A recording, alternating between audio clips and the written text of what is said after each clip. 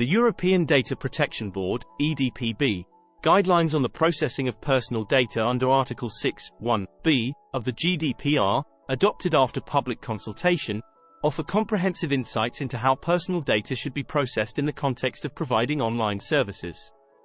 The guidelines aim to clarify the application of Article 6(1)(b), ensuring that personal data processing is lawful only if necessary for the performance of a contract to which the data subject is a party, or to take steps at the request of the data subject prior to entering into a contract. Key points of the EDPB guidelines. Background and scope. The guidelines underscore the importance of processing personal data lawfully, fairly, and transparently, in line with the GDPR. They aim to guide controllers in determining when processing is necessary for the performance of a contract, or to take pre-contractual steps, covering both paid and unpaid online services. Analysis of Article 6(1)(b). The EDPB stresses that the necessity for processing must be objectively assessed, independent of contractual terms, reflecting data protection objectives.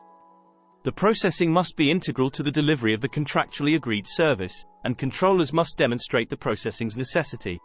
Applicability in specific situations. Service improvement. Processing for the purpose of improving a service generally does not fall under Article 6(1)(b), as such improvements are not essential to the contract's performance. Fraud prevention. While crucial, fraud prevention processing typically exceeds the bounds of contractual necessity and should be based on other lawful bases, such as legitimate interests or legal obligations. Online behavioral advertising. Processing personal data for behavioral advertising is usually not considered necessary for contract performance and requires alternative lawful bases, acknowledging the GDPR stance on data protection as a fundamental right. Personalization of content. The guidelines recognize that content personalization can be considered necessary for some online services.